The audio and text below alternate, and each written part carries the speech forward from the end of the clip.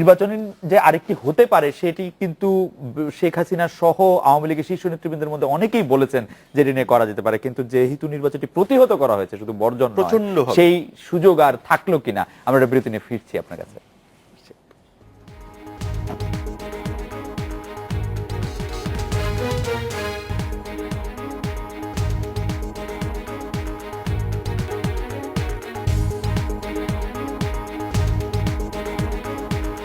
ফিরলাম। আজকের বাংলাদেশে অধ্যাপক শাহিদুজ্জামান বিরতির আগে মোহাম্মদ এ আরাফাত যে কথাগুলি বলছিলেন যে আসলে সেই নির্বাচনটি সাংঘাতিকভাবে প্রতিহত করার জন্য আসলে সেই জায়গায় থাকা সম্ভব হয়নি, সেই বিষয়ে আপনার মন্তব্য শুনবো। এদিকে আমাদের একজন দর্শক, ওনার নাম ঠিক বোঝা যাচ্ছে না, উনি বলছেন যে বেগম জিয়া আসলে সংলাপের জন্য 1 বছর ওয়েট করেছিলেন 2014 সালে 5 জানুয়ারির পর থেকে। আপনি নিশ্চয়ই পরে আবার বেগম জিয়া ওনার সাথে আলাপ করেছেন, উনি এভাবে জানেন, আমরা তো কেউ জানি না এটা যে শি ওয়েটেড ফর দ্যাট। আচ্ছা, আরাফাত ঠিকই বলেছে যে বিএনপি সাংঘাতিকভাবে ওই ইলেকশনটাকে প্রতিহত করার চেষ্টা করেছিল এবং সাকসেসফুলও হয়েছিল। ইলেকশনটায় পার্টিসিপেশনের মাত্রা অনেক কম ছিল, আর প্লাস আমরা বুঝতে পারি যে আন্তর্জাতিক ক্ষেত্রেও কিন্তু ওই ইলেকশনের গ্রহণযোগ্যতা একসেপ্ট করা হয়নি। বিএনপির স্বার্থ ছিল এটাকে প্রতিহত করা, এবং এর জন্য এটা অবশ্যই মেনশন করতে হয় যে শুধুমাত্র যে কেয়ারটেকার গভর্নমেন্টের প্রশ্ন সেখানে ইনভলভ ছিল এটা না, কিন্তু সেখানে আরো বড় একটা প্রশ্ন ইনভলভ ছিল, সেটা হচ্ছে পঞ্চদশ সংশোধনী। যেটা বলা যেতে পারে যে পঞ্চদশ সংশোধনীর মাধ্যমে গণতন্ত্রের ধারণাকেই একেবারে বিকলঙ্গ করে দেওয়া হয়েছিল। কি অর্থে? পঞ্চদশ সংশোধনীর প্রথম কথা হচ্ছে যে একটা দলের রাজনৈতিক ম্যানিফেস্টো, পলিটিক্যাল ফিলসফিতে সংবিধানে ইনকর্পোরেট করা হয়, এবং সেখানে দেখা যায় যে আওয়ামী লীগের যে বিভিন্ন বিশ্বাস প্রক্রিয়া, মুক্তিযুদ্ধের ইতিহাস সম্পর্কে, ইতিহাস চর্চা সম্পর্কে, এবং দেশের নেতৃত্বে কার অবদান কতটুকু ছিল, সেই জিনিসগুলো এমনভাবে সংবিধানে আনা হয় যে তার সমালোচনা করাও ব্যান্ড ছিল। এটা কিন্তু গণতন্ত্রের পক্ষে যায় না। আর আপনি যদি মনে করেন যে বিভিন্ন ইন্টারপ্রিটেশন থাকতে পারে ইতিহাসের, সেটা আমরা ভারতেও দেখি। ভারতের ইতিহাসে, স্বাধীনতার ইতিহাসে কিন্তু নেহেরু, গান্ধী। স্যার, এই প্রসঙ্গটি যখন তুললেনি, আপনি আরেকটু স্পেসিফিক করলে ভালো হয় স্যার। পঞ্চদশ সংশোধনীর মাধ্যমে যেই সব বিষয়গুলি সন্নিবেশিত হয়েছে, স্বাধীনতা যুদ্ধে কার কত অবদান বা আমরা কাকে কিভাবে স্বীকার করে নিব, এর কোন অংশটুকু নিয়ে স্যার আপনি মনে করেন যে এটি আসলে আওয়ামী লীগের ম্যানিফেস্টোর অংশ, এটি বাংলাদেশের সাথে ঠিক, যেমন ধরেন ঠিক যায় না? প্রেসিডেন্ট জিয়ার অবদান, স্বাধীনতার ঘোষক হিসাবে তাকে যে বিএনপি সমর্থকরা মনে করে যে এটা তারা বিশ্বাস করে, সত্যি মনে করে, এবং অনেকে বিএনপির এই দেশের একটা বড় অংশ এটা বিশ্বাস করে যে জিয়াউর রহমান যদি স্বাধীনতার ঘোষণা তখন না দিত তাহলে একটা বিরাট রকমের কনফিউশন, অনিশ্চয়তার সৃষ্টি হতে পারত। আপনি কি একটা বিষয় খেয়াল করেছেন, বাংলাদেশের সর্বোচ্চ আদালত সেই স্বাধীনতার ঘোষণাটির বিষয়ে তার রায় দিয়েছেন, তারপর কি আর ওইটি বলার আর কোনো সুযোগ থাকে কারো বিশ্বাস অবিশ্বাস নিয়ে? এটা কি সত্যি না যে বিভিন্ন সময়ের প্রক্রিয়ায় এই ধরনের চিন্তাধারা, এমনকি রায় কিন্তু পরবর্তী সময়ে আবার ওভারটার্নড হয়? এমনকি ঘটেনি আমাদের দেশে, কেন অন্য দেশেও এরকম ঘটেছে আমাদের, যে একটা কোর্টের রায়, ইতিহাস চর্চা, আমাদের সর্বোচ্চ আদালতের রায় আর ওভারটার্ন হওয়ার না, কিন্তু ইতিহাস চর্চায় সেটা কোর্টের রায় দ্বারা কিন্তু ইতিহাস চর্চা কখনো ফাইনালাইজড হয়নি। ইতিহাসের রায় 50 বছর পরে যে অন্যরকম হয়ে গিয়েছে, এরকম আমরা প্রচুর দেখেছি। এখানে আমি একটু যদি অ্যাড করি, ইফ ইউ অ্যালাউ মি, ছোট্ট করে, যেহেতু এই বিষয়টা উঠলো, আমি প্রফেসর শাহিদুজ্জামানের সাথে একমত যে ইতিহাস চর্চার যে বিষয়টি, এখানে লিবার্টি থাকা উচিত।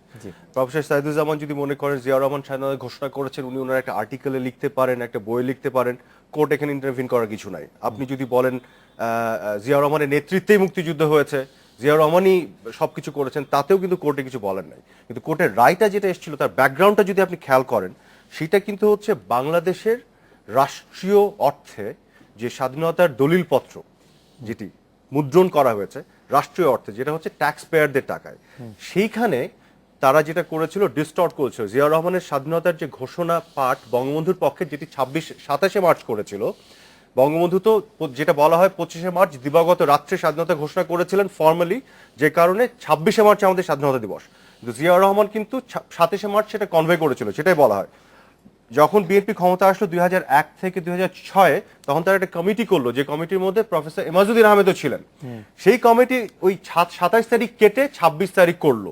করার কারণ হিসেবে তারা যেটা দেখালো যে জিয়াউর রহমানকে যদি স্বাধীনতার ঘোষক হিসেবে তারা প্রতিষ্ঠিত করতে চায়, তাহলে যেদিন স্বাধীনতা দিবস ওই দিনই সে ঘোষণা করেছে এটা দেখাতে হবে। কারণ 27 তারিখে সে স্বাধীনতা ঘোষণা করলে 26 তারিখে কেন স্বাধীনতা দিবস? কারণ ওই দিন তো বঙ্গবন্ধু করেছেন। এবং প্রফেসর এমাজউদ্দিন আহমেদ কিন্তু অন প্রোটেস্ট ওয়াকআউট করে বের হয়ে এসেছিল ওই কমিটি থেকে, যেটা উনি আপনার একটা টক শোতে টেলিফোনে অন রেকর্ড বলেছেন। তো এখন যেটা হচ্ছে, একজন সংক্ষুব্ধ নাগরিক দেশের যখন কোর্টের কাছে বিচার চাইতে গেল যে আমার ট্যাক্স পেয়ারের টাকায় মুদ্রিত বইয়ে অসত্য কথা লেখা হচ্ছে, তখন কিন্তু কোর্ট ইন্টারভিন করে রায় দিল যে না, জিয়াউর রহমান স্বাধীনতা ঘোষক নয়।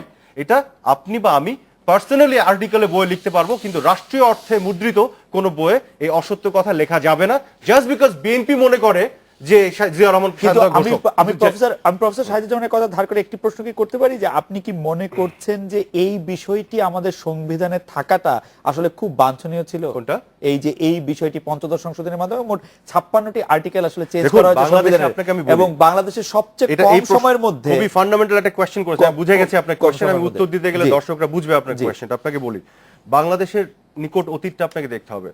যে চিন্তাধারা এবং স্পিরিট, চেতনার উপর ভিত্তি করে বাংলাদেশ স্বাধীন হয়েছিল, যে স্পিরিটটা বিকশিত হয়েছে কিন্তু একটি আন্দোলনের মধ্য দিয়ে, মিটিং এ, মিছিলে, স্লোগানে, কবিতায়, গানে, পোস্টারে, আমাদের চেতনাগুলো, এগুলো কিন্তু কোনো দলীয় চিন্তা ভাবনা ছিল না।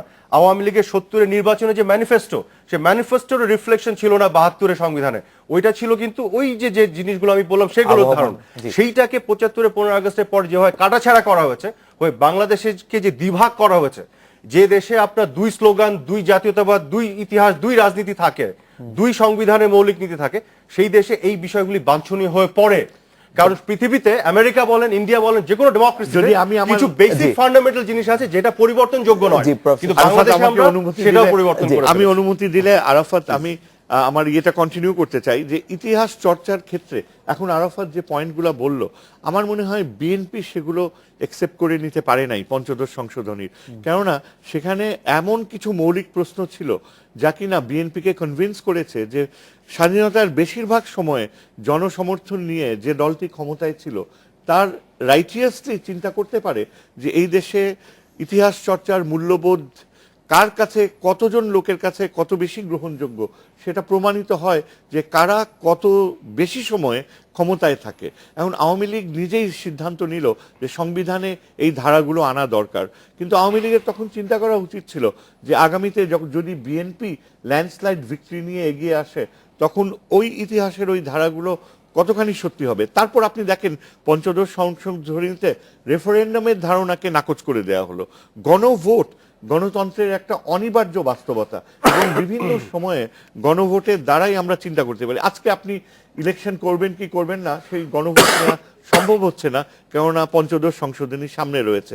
এগুলো নিয়ে আমি আর বেশি কথা বলবো না। সামরিক বাহিনী নিরাপত্তা প্রশ্নে কি রোল রাখবে সেটাও সংকুচিত করে দেওয়া হয়েছে। আমার কথা হচ্ছে, খালেদা জিয়া সেদিন যে প্রেস কনফারেন্স করেছেন, তিনি কিন্তু এটা মেনশন করেছেন যে পঞ্চদশ সংশোধনীকে এই পার্লামেন্টের মাধ্যমেই অবলুপ্ত করা প্রয়োজন। এটা একেবারেই একটা বাস্তববাদী ধারণা। একজন সমালোচক আওয়ামী লীগ পন্থী তিনি বলেছেন যে এটা কি মামাবাড়ির আবদার, তিনি চাইলেন কি তা হবে? হবে না। হ্যাঁ, হতে পারে এটা মামাবাড়ির আবদার, কিন্তু আমার কথা হচ্ছে এই ধারণাটা এমন একটা ধারণা যেটা একসময় বিএনপিও আওয়ামী লীগের দাবির মুখে কেয়ারটেকারের কনসেপ্টকে একসেপ্ট করে নিয়েছিল। কাজে আমরা বলতে পারি না, দেশে রাজনীতিতে এমন এমন কিছু ঘটনা ঘটেও যেতে পারে যে হয়তো বা আওয়ামী লীগ তার নিজেরই স্বার্থে হয়তো একবার চিন্তা করবে যে পঞ্চদশ সংশোধনী অ্যাকচুয়ালি গণতন্ত্রের সাথে পাশাপাশি যেতে পারে না। আমি প্রফেসর শাহিদুজ্জামানের সাথে একটু অ্যাড করতে চাই, যেখানে মোহাম্মদ আরাফাত শেষ করেছিলেন যে 75-এর পরে যে সংবিধানে কাটাছাড়া হয়েছে, কিন্তু সেই প্রতিশোধ নিতে কি এখন আমরা মুক্তিযুদ্ধের ইতিহাস বলতে বা 71 সালের ইতিহাস চর্চা বলতে যেটা বুঝবো, সেটা হবে হচ্ছে এরকম যে বঙ্গবন্ধু শেখ মুজিবুর রহমানের কাছ থেকে যিনি জীবিত মুক্তিযুদ্ধ হিসেবে সর্বোচ্চ খেতাব নিলেন তাকে আমরা রাজাকার বলবো, তাকে বলবো হচ্ছে যে জিয়াউর রহমান আসলে কোনো মুক্তিযুদ্ধ করেন নাই, জিয়াউর রহমান কোনো মুক্তিযুদ্ধ করেন নাই। সংবিধানে প্রায় এরকম কথাই বলা হয়েছে।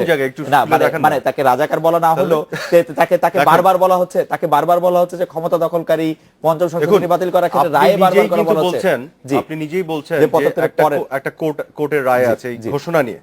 একইভাবে কোর্টে আরেকটা রায় আছে যেটি পঞ্চম জিয়াউর সংশোধনী। রহমানকে অবৈধ শাসক হিসেবে ডিক্লেয়ার করেছে এবং পঞ্চদশ সংশোধনী একটি ভ্যালিড বৈধ পার্লামেন্ট কিন্তু করেছিল আর পঞ্চম সংশোধনী যে জিয়াউর রহমান সাহেবের তত্ত্বাবধানে করা হয়েছিল একটি অবৈধ শাসক অবৈধ পার্লামেন্ট করেছিল এবং মূল কথা যেটি হচ্ছে যে প্রফেসর শহীদুজ্জামান সাহেব যেটি বললেন যে দীর্ঘ সময় বিএনপি ক্ষমতায় ছিল। কিভাবে ক্ষমতায় ছিল? ৭৫-এর 15 আগস্টে আপনি একটা অগণতান্ত্রিক, সবচেয়ে নেককারজনক, সবচেয়ে আপনার মানে সিভিলাইজড একটি প্রসেসের মধ্য দিয়ে একটি ইলেক্টেড গভর্নমেন্টকে উৎখাত করে আপনি কু করে ক্ষমতায় আসলেন এবং দীর্ঘ 21 বছর আওয়ামী লীগ তারা ক্ষমতায় ছিল। এই যে প্রফেসর সাহিদ বলছেন যে আওয়ামী লীগ উৎখাত করেছিল। এই ধরনের তর্কে তো যে লাভ না। আরেকটা ছোট্ট জিনিস বলি, আরেকটা ছোট্ট জিনিস আমি একটু বলতে চাই। জি। আমরা আসলে প্রসঙ্গটা অন্যদিকে চলে গেছে, জি। এটা নিয়ে আসলে আলাদা একটা আলোচনা হতে হবে। আলাদা একটা আলোচনা। তো আমরা প্রাসঙ্গিক ইয়েতে যদি থাকি আজকে